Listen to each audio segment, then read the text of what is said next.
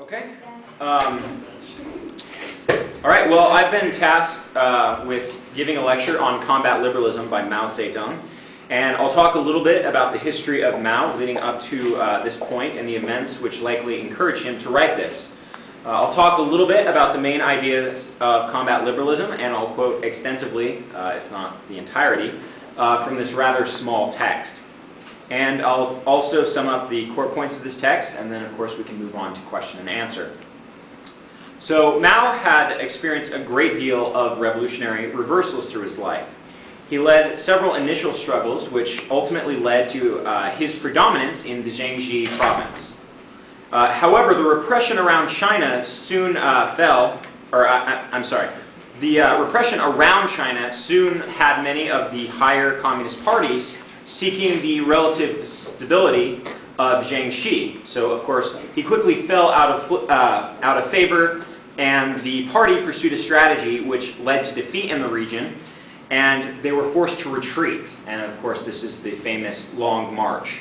So Mao understood, part of the reason he fell out of favor is the other party officials said he was too authoritarian, he was too top-down, etc., etc.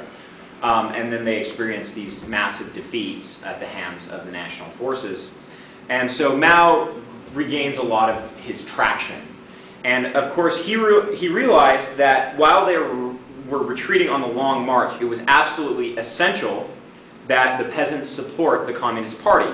So he drew up the three main rules of discipline, which were: 1, obey orders in all your actions; 2, do not take a single needle or piece of thread from the masses; and 3, turn in everything captured. And this is when you capture a unit of enemy forces, or you redistribute wealth from a wealthy landlord, don't keep anything of it for yourself. It should go straight to the party to be then redistributed appropriately, so that you don't have individual corruption, keeping property that doesn't belong to them.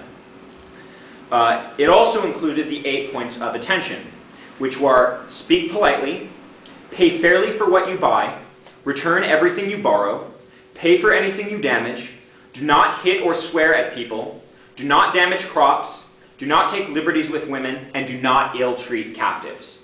So again, as you can see, this is in stark contrast to the ways that most armies through most of history have behaved. And this was also in stark contrast to the way the national forces under Chiang Kai-shek and the various warlords sort of feuding amongst each other throughout China behaved. They would, rape women, they would steal anything that wasn't nailed down, they would abuse the peasants. Mao said, look, what we need is we need a strong party discipline to ensure these sorts of outrages don't occur to the masses.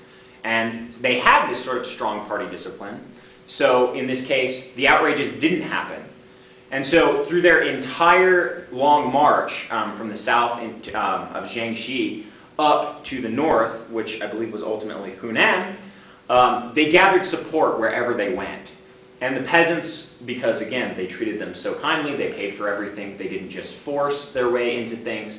The peasants would misguide the national forces, they would give them food, give them supplies, and they would also cover for them and hide their tracks. So this led to, again, widespread support of the communists in many ways that could be seen as the foundation for the sort of party discipline Mao would want to build through his work, Combat Liberalism. So again, they ultimately arrived at Yan'an, and they began rebuilding the Red Army. So Combat Liberalism itself was written in September 7th, 1937. The Red Army had just suspended the civil war with the national forces. Remember, they were fleeing the national forces, but at this point they had suspended that in order to begin a fight against Imperial Japan. Remember, of course, Japan had been invading China through various forms since 1932. So Mao realized the importance of having a strong and clear line of discipline, since many of those joining the communists were not themselves communists, but instead just saw the communists as the most advanced fighting force against the Japanese. So you have a bunch of people who aren't interested in communist ideology, are not interested in, a communist revolution and capitalism, but are instead national forces who are joining to fight against the imperialist Japanese. So, in this case, in order to preserve unit cohesion, morale, and the communist ability to effectively fight the Japanese force, you would have to have a way to bring these people into the procedures of the Communist Party. And so, in this case, there was a firm demand for all forces engaged in struggle to combat liberalism. So, without further ado, I will give you Combat Liberalism. And again, he's delivering this to the new Red Army to become a sort of binding work to keep them together. We stand for active ideological struggle because it is the weapon for ensuring unity between the party and the revolutionary organizations in the interest of our fight. Every communist and revolutionary must take up this weapon. But liberalism rejects ideological struggle and stands for an unprincipled peace, thus giving rise to a decadent, Philistine attitude and bringing about political degeneration in certain units and individuals in the party and the revolutionary organizations. Liberalism manifests itself in many ways. To let things slide for the sake of peace and friendship, when a person has clearly gone wrong and refrained from principal argument because he is an old acquaintance, a fellow townsman, a schoolmate, a close friend, a loved one, an old colleague, or an old subordinate, or to touch on the matter lightly instead of going into it thoroughly so as to keep on good terms, the result is both that the organization and the individual are harmed. This is one type of liberalism. To indulge in irresponsible criticisms in private instead of actively putting forth one's suggestions to the organizations.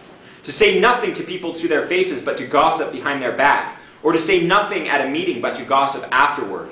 To show no regard at all for the principles of collective life, but to follow one's own inclinations. This is a second type. To let things drift if they do not affect one personally. To say as little as possible while knowing perfectly well what is wrong. To be worldly wise and play it safe and to seek to avoid blame. This is a third type. To not obey orders, but to give pride a place to one's own opinions. To demand special consideration from the organization, but to reject its discipline. This is the fourth type. To indulge in personal attacks, pick quarrels, vent personal spite, or seek revenge instead of entering into an argument and struggling against an incorrect view for the sake of unity or progress or getting the work done properly. This is the fifth type. To hear an incorrect view without rebutting them, and even to hear counter-revolutionary remarks without reporting them, but instead to take them calmly as if nothing had happened. This is the sixth type. To be among the masses and fail to conduct propaganda and agitation, to speak at a meeting or conduct investigations and inquiries among them, and instead to be indifferent to them, to show no concern for their well-being, forgetting that one is a communist and behaving as if one were an ordinary non-communist. This is the seventh type. To see someone harming the interests of the masses and to not feel indignant or dissuade or stop him or reason with him, but to allow him to continue. This is the eighth type. To work half-heartedly, without a definite plan or direction, to work perfunctorily and to muddle about. So long as one remains a monk, one goes on tolling the bell. This is a ninth type. To regard oneself as having rendered a great service to the revolution, to pride oneself on being a veteran, to disdain minor assignments, while being quite unequal to major tasks, to be slipshod in work or slack in study. This is the 10th type. To be aware of one's own mistakes and yet make no attempt to correct them. This is to take a liberal attitude towards oneself. This is the 11th type. We could name more, but these are the 11 principal types. They are all manifestations of liberalism.